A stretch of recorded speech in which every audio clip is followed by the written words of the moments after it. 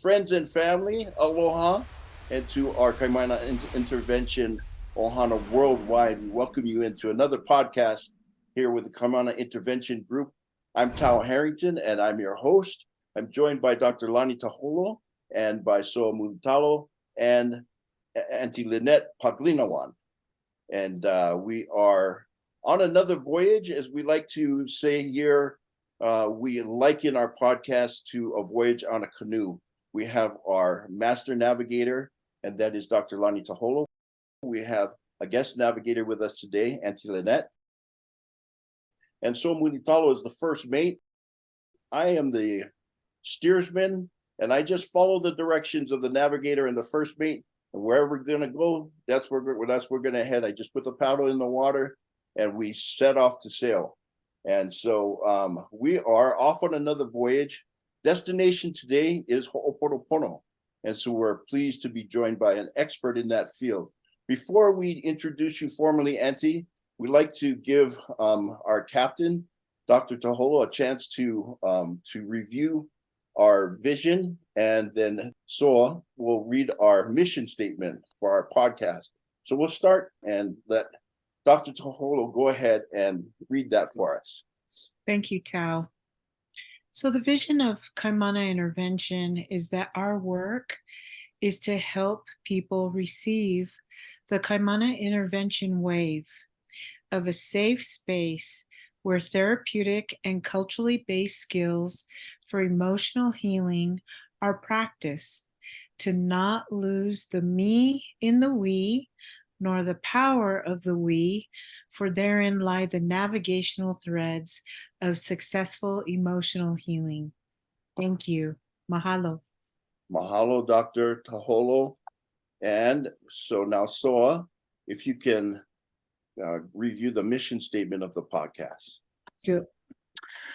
The Kaimana Intervention podcast and group curriculum offer a Kaimana wave of culturally based skills, support, and a safe space for emotional healing with generous and humble Kaimana intervention trained therapists and trained cultural consultants to help others see, hear, and understand themselves, their loved ones, and even their offenders above, below, and around all the noise of the world. This is the essence of navigating through emotional healing successfully while keeping your true self intact. Excellent. Thank you for sharing those with us. And with that, now that we have checked our gauges and we know where we're going and why we're going there, our destination, as I mentioned today, is something called Ho'oponopono. And we are pleased to have one of the experts in the field of this practice, one of the original practitioners who learned this craft or this practice from Tutu Mary Kawena, and that is Aunty Lynette Paglinawan. We're so grateful to have you here. I want to give you just a moment, Auntie, to give a little bit of background and let us know how you got into this field and where you learned it from. Okay. Traditionally in the Kanaka Ohana, Hawaiian families, the elders, the Kupuna, they observed the next generation because they prepared to have replacements once they moved on. Yeah. And so they would observe for indicators that identified qualities of a person that could fit the role to do Ho'oponopono. And because these children in the families sat in on Ho'oponopono when the adults had difficulties and trouble, they learned first by observing and hearing. And then they'd practice if they practice. Not all children will take it to heart because it means they're not ready. They're more interested in play. Yeah. So those Indian children that seem to indicate they were listening, they were observing. A Kupuna logged it up here because they don't have written language. Yeah. And then they might throw out a test to see what that child might do. And if the child responded in a way that furthered their selection, they're looking for a child who is Tanaka mature, the child who behaves age appropriately and knows how to communicate in a way that allows the person to trust them. And so because they're raised to be observed by the Kupuna about their character traits, the other component that our children, Ikavakahiko, in ancient times had, they lived the culture. They knew how to be pono. Yeah. Pono is righteous, moral, justice. It's good things, good behavior, good attitude, being mindful of other people, being mindful of your aina. Yeah. You know, you take care of your aina going to feed you.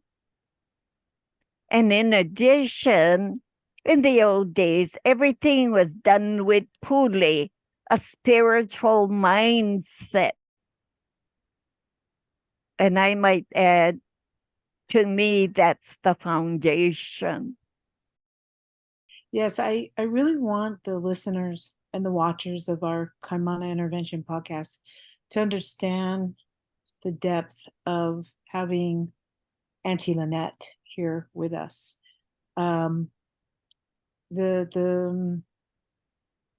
history of when the Christian missionaries came to Hawaii and had disbanded some of the cultural practices that we have as and had as Hawaiians was the hula, which we now have Mary Monarch to celebrate the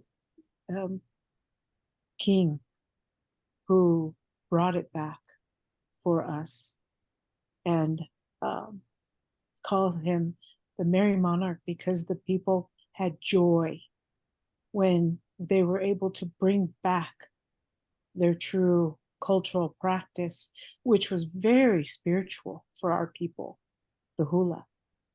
And for him to bring that back, we had also lost the practice of spiritual conversation within our families and our community to bring balance and to bring harmony, to bring lo kahi into our conversations. And I'm listening to everything that Auntie is sharing because it's so rich.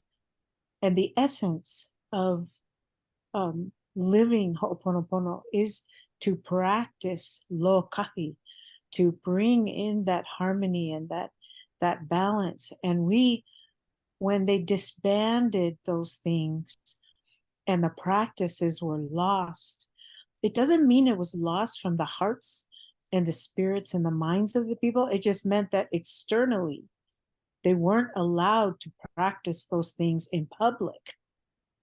And if you can imagine being told and mandated that you are not allowed to practice what you were born to practice. and it's in your blood, and it's in your DNA, and it's in all of your generations from from eons and eons of time, is really antithetical to who we are. And so when the social workers were struggling with some of the youth and the children in Hawaii, they were so tired of the the colonialism and the ways in which to and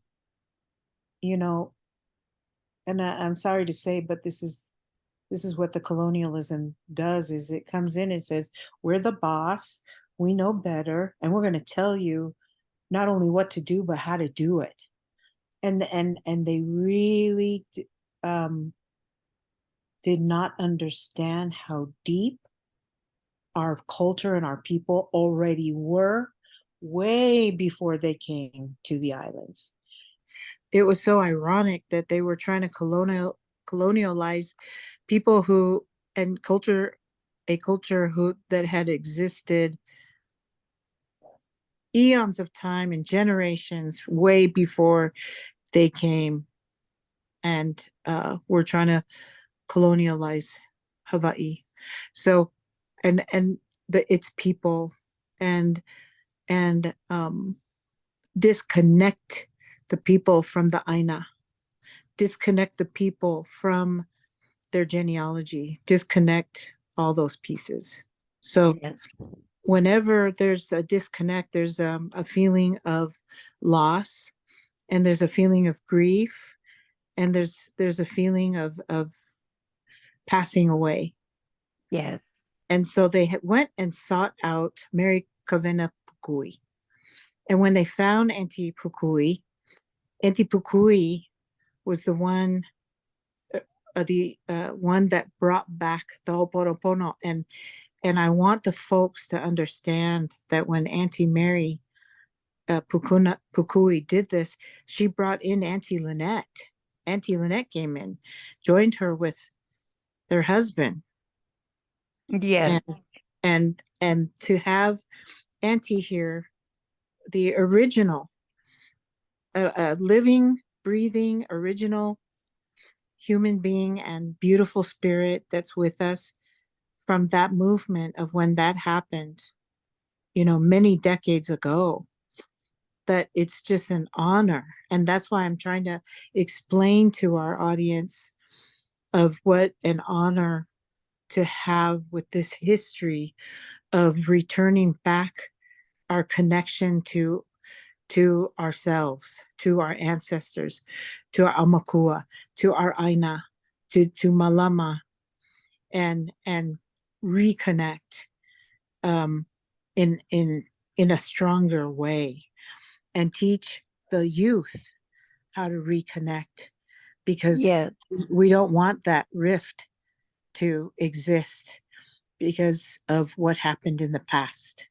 So to have Aunty here is like bridging all of that beautiful restoration and the historical meaning behind it with those of us that are here now and that are working with families, our families and the youth, to bridge. She is our bridge, to bridge all those pieces together. So I can't even articulate properly in words beyond the feelings that I have of deep, deep, deep gratefulness for Aunty Lynette. I'm humbled.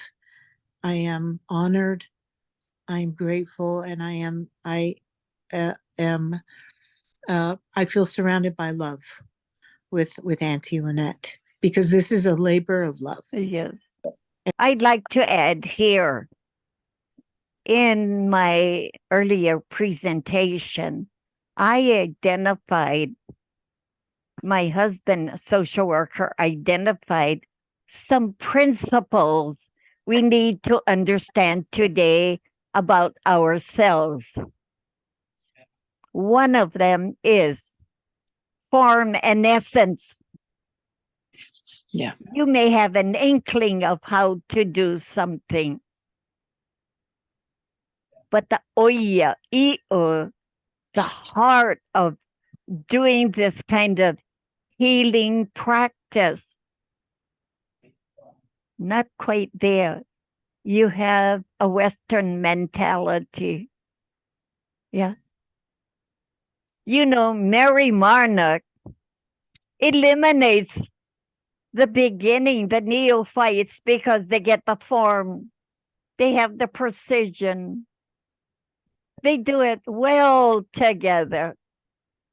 But Akumu Hokolani Padilahot says, if you're dancing about a flower, you have to become the flower.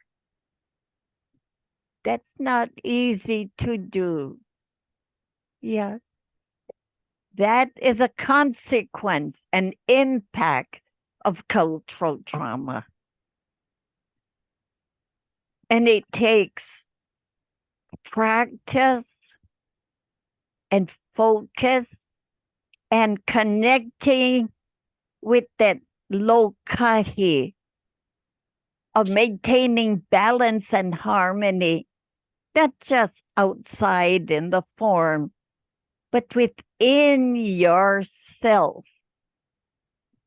Social workers refer to that as introspection. Today, as an adaptation, we call it ho'opono. The Aunty Malia Craver says, before you can help others to be pono in a Hawaiian way, you have to be pono. And you have to have form and essence together. Oya i'o. Yeah. And then a kahuna lapa'au from Kauai, Uncle Lavano, he says, the journey is long. Don't give up. Ho'omau, persevere.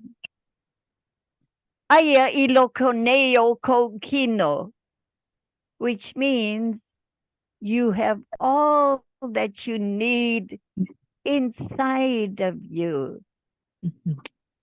Learn that process to untangle unresolved issues. Bring it out on the table, recognize it. Dr. Hardik Tutu Pukui says, unresolved issues are conflicts or hihia between two people. And Tutu said, if you never do what they say, you don't have to accept their projections. Turn it back to them. Walk away from them. You call them audits, but in a nice and gentle way, so that they lose face, not you. So the process of ho'opono, ho'o to make something to happen, pono to live, to behave in a pono way. That's where you begin to untangle hihia, or the knots of difficulties. Begin with yourself. You're not expected to be 100% pono. You're not a god. You're man. You're human. And don't expect your children that you raise to be gods either, just because you taught them one time. That's not how it works. And sometimes as a parent, I learn I got to repeat myself in different contexts. different situations so that they realize Pono is expected here in this situation, that situation, this situation.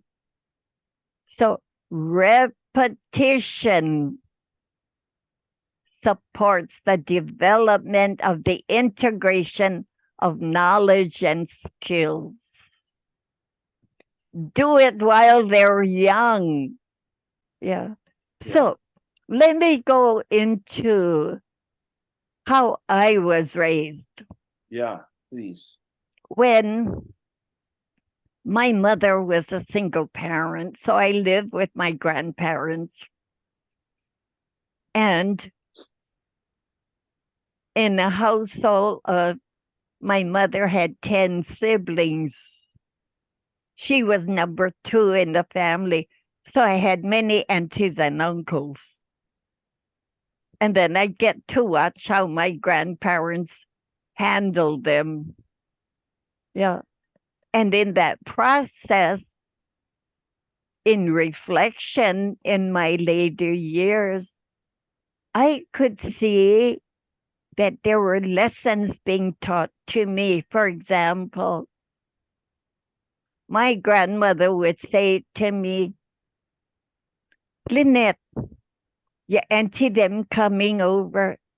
And we had a huge backyard with about 4 or 5 mango trees.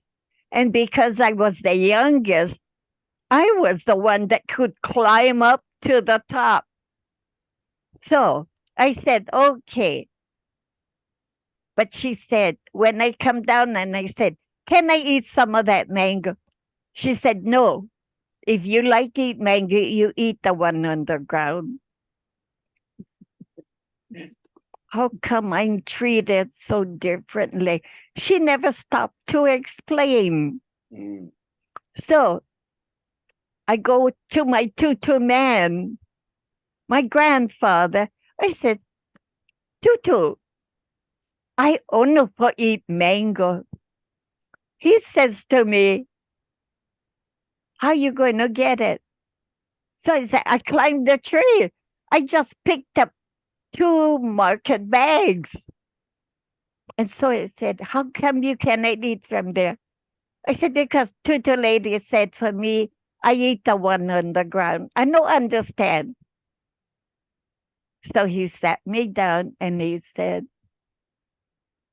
when you go up on the tree, who is there with you? Oh, I said, my aunties, I get 2 aunties, only about 3, 4 years older than me. And they said, they dare to catch the peachy mango. That's how I saw it. My grandfather saw it another way. Your aunties are there to catch, but they're also there to make sure something happens to you, you're going to get help. You will be safe. And then it dawned on me. Maybe that's why Tutu lady said to me, you eat the one from the ground, not because the others were preferred, but because nobody else can be there. In case you climb up the tree and the branch break. So it was my grandfather who brought in the purpose. Yeah. And over the centuries, we have become disconnected from the purpose. We see the behavior, the form. We miss the essence. Mm. Well, so And this has happened because of cultural trauma. And in particular, in 1820, when the Christians came to Hawaii, they were on a mission to eradicate the paganism, to convert us to Christianity, to make us into civilized people. Yeah. We bought it. Yeah. We bought that because just before then, our Ali Inui, he was young. He ate and broke the eating kapu. Mhm. Mm-hmm. Yeah. Once he broke the eating kapu, the spiritual base of our culture began to collapse. Mm. That left the puka inside of us. Yeah. So when Christianity came, we were open. And in a sense, because we're loving, we're kind, we're generous, I guess in the New England states where it's harsh weather, you gotta be strong. You gotta be tough love. Well, in Hawaii, we didn't have to be tough love. Yeah. We were raised to be thoughtful of others. Yeah. Our values became aloha, pono.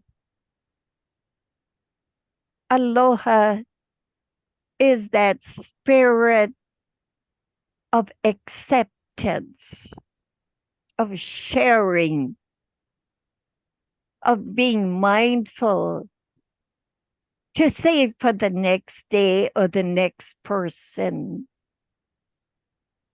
Pono is our behaviors, our attitudes that convey genuineness and sincerity and love. Yeah. And then we were very mindful of Malama taking care. Yeah. So we were not selfish. We always remembered you cannot just abuse nature and take all you want, because there's the next day, there's the other families. A good example today with my grandsons. Oh, when we go to potlucks in the community, they see all the ono food. Oh, they like pile up their plate. And I knock my hand on the buffet table. They look at me and I give them the eye and I look at all the others. And then I tell them, put that back. They know what I'm saying. Yeah. They know that my stink eye is a reminder. You're not the only ones. There are other people here. So only take what you need now. Come back only after everybody has been served. Yeah. And so those gestures communicate the purpose for my stink eye. Yeah. Yeah. Mm-hmm. And so this is where being pono is very important. Yeah. They have to now live the practice, not just in the home, but when they out in the community. Yeah. They have to put it into practice. When we used to take our children mauka, because we gather some tea leaves, we're very mindful. The mauka area is sacred for the gods. Vau akua, that is their realm. Mm. Vau kanaka is man. the human beings is much lower than up in the mountains. And so it means when you in the Vauakua, no yell, no run around screaming, no fighting.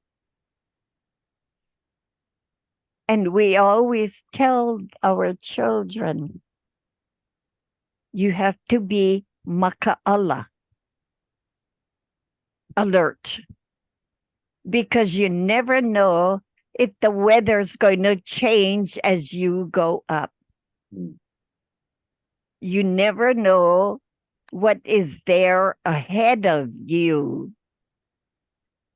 Because in the meantime, there have been floods and the trail might be broken down. So if you're playing with each other and you're running around, you can get hurt. Yeah. So again, I articulate what we teach at home when we're out in the environment. And in this way, my children were raised, I think, in a very Hawaiian way. Mhm.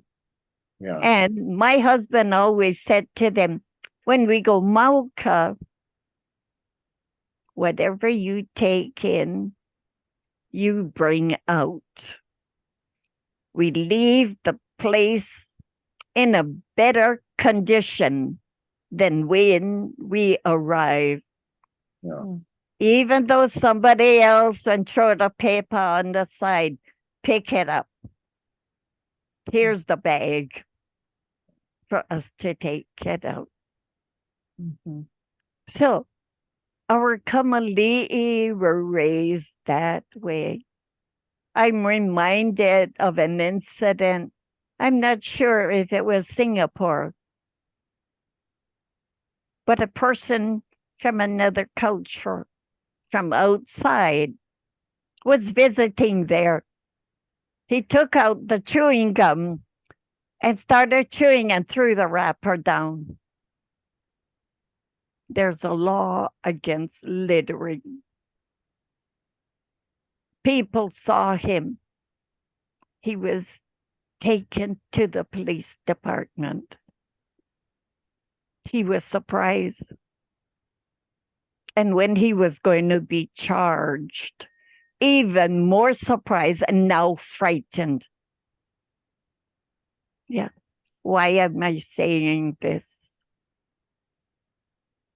It's because many of us have been reared away from Hawaii.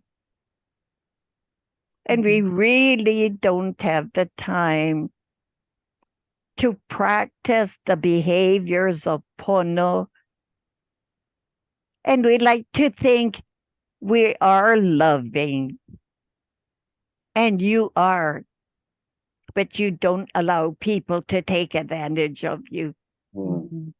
So we've given up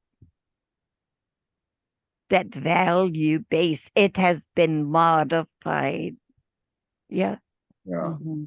When I was in the 6th grade, I said to my dad, Dad, I want to go meet your Hawaiian family in Halawa, Molokai. No electricity, no running water. No more the conveniences of living in the urban city. He said, okay, and I went to Molokai. Oh, the first week there, I was homesick. It was so different. But I was one who was introverted in the beginning until I get a sense of the lay of the land. And then I knew how to move and navigate in the family's lifestyle. And then I began to love it. And for years, school vacation, I'd go back to stay with my cousin. And my cousin was as old as my mom. And she said to me, just because of my age, I'm not your auntie. Don't call me auntie. She gave me permission. You call me cousin because you're on my generation.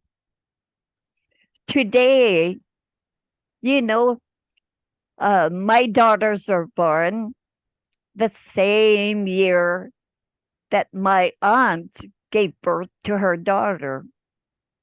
So her daughter and I are first cousins. So when my children grew up, I taught them, yeah, auntie is in this higher generation. You cannot call her cousin because she's your age.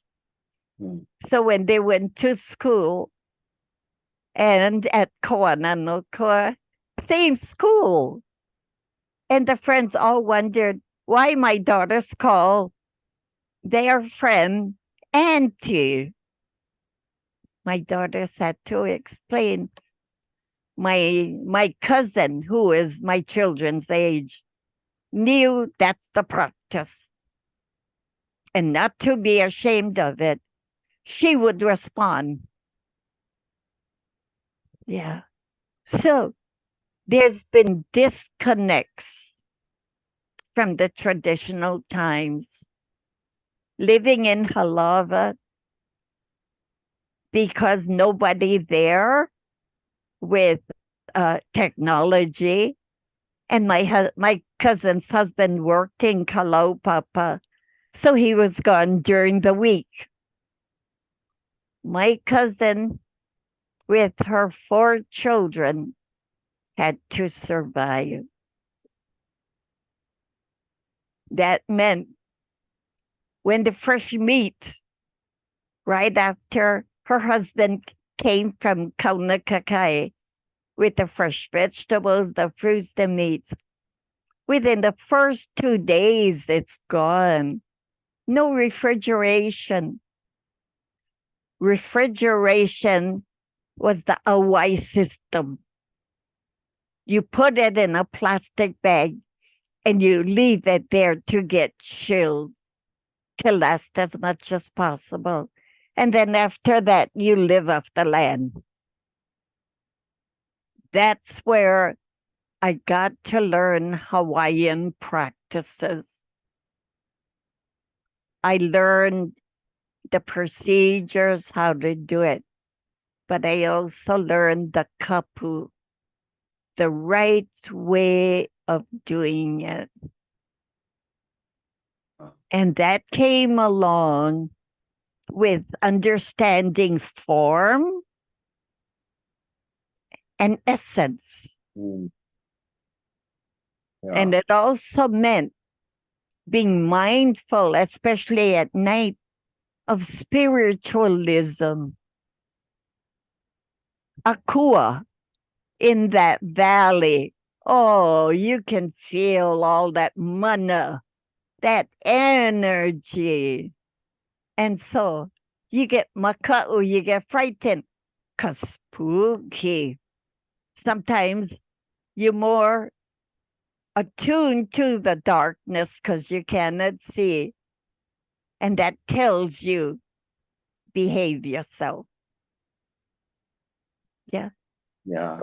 So living the beliefs and practices was key in my upbringing. My mother worked in the school setting as a custodian. She saw the value of Western education. My father knew what it was like. Once the big tidal wave of 1946 came and wiped the village Makai out, they had to move Mauka. But when he was old enough, he liked to explore the environment. And that's when reality set in. he couldn't get the kind of jobs that were high paying. And so life experiences gave him lessons. He worked as a stevedore on the waterfront. His nickname was the Whip. He was in charge of the gang. The company would set out the numbers of hours that the work needed to be done in. He'd look at their specifications. He'd look at what the containers looked like. And in his mind, he's saying, we're going to bust our old collies off. We're going to better that time. So he was a whip. And if you didn't conform, because some groups of people felt, why are you forcing me to do so much? They gave us this time. And my father said to them, the sooner we get the job done in a good way, the sooner you can go home. But I give you the number of hours they put down. So you're going to get paid for having done the job well. And you know our sanitation department, the garbage workers, they thrived on that concept of ukupau. Other immigrants who not used to working like that often reported my dad for mistreatment. And so the bosses would say, okay, but we paid you for the full hours we put down. If you only want to get paid for the job that you did, we can take back the money. And suddenly they realize it wasn't slavery. Yeah, there were benefits from that. So some of the practices got into difficulty with the way modern society wrote policies and regulations. It didn't just affect how you treated your family members with aloha, but it became institutionalized in a Western way. So culture conflict. And because I had an inquisitive mind, I wanted to go to school. And so I was raised very culturally Hawaiian, went to Kamehameha school, learned the Haole way, reading, writing, and arithmetic. But my parents never gave up their kuleana for teaching me and my sister the Hawaiian cultural way. So we were raised biculturally. And I continued on to the university, got my MSW degree, and then I raised my diploma and said, oh, the Japanese in me got this. Lo and behold, my grandmother was born of Japanese parents. Her mother died in childbirth, and within 3 months, her father and her brother returned to Japan. She was given to a Hawaiian family in Hakipu'u on the windward side to be raised. My grandmother was raised in the Hawaiian culture, not Japanese. So how come I couldn't give my Hawaiian side credit for that. And I put on my social worker hat and I said, Lynette, you have cultural trauma and you don't realize it. That is how I became more alert to cultural trauma. When I got my degree, became a social worker, and then in the profession, the term cultural trauma became popularized. I had assimilated. I had learned to accept other people's perception of the Hawaiian that was negative, and I didn't want to acknowledge it. In the 6th grade, my teacher was Japanese, and I was at recess. One of the students had epilepsy. She had an episode in the classroom with the teacher. Teacher didn't know what to do. She called another student, go outside and get Lynette. I came running into the classroom. Yes, I'm here. I want you to go in the broom closet and clean up this mess that's on the floor.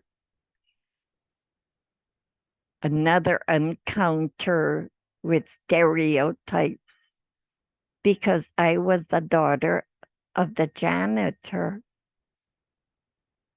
But something rebelled in me. And I learned to deal with that kind of stereotyping right then and there. And I said to her, I'm not the janitress. I'm going to play. This is my play period. It's recess. I ran out. The girl had to go call my mother for help. When my mother got there, the teacher said, your daughter is impudent. My mother picked up the message. Her antennas went up. She didn't say anything. She knew her recourse, principal's office. That teacher got called in and was written up. So there were many others like me. Even today, you go to a conference for professional development. Somebody stands up and says, all of this abuse and alcoholism, that's why I left the mainland to come here and do this kind of work with you people. You people. Someone from outside of your state, his tone of voice connoted negativism, demeaning. One woman in the conference very quietly raised her hand and said, sir, I resent what you just said. We are all doing the best that we can to get training so we can deal with the problems at hand. It doesn't help us to hear your negative stereotype, sir. Would you please sit down? A round of applause. So, in the practice of Ho'oponopono I do today, I have Ike Kupuna, Ancestral Wisdom, that helps me to work with individuals for identifying within themselves unresolved issues stemming from cultural trauma, historical times, We have to relearn language outlawed by the laws. The loss of common courtesy to now doing it. Yeah. And to examine ourselves as to why we have accepted these residuals of unresolved issues. And in today's courses that I teach, it was the Hawaiian way.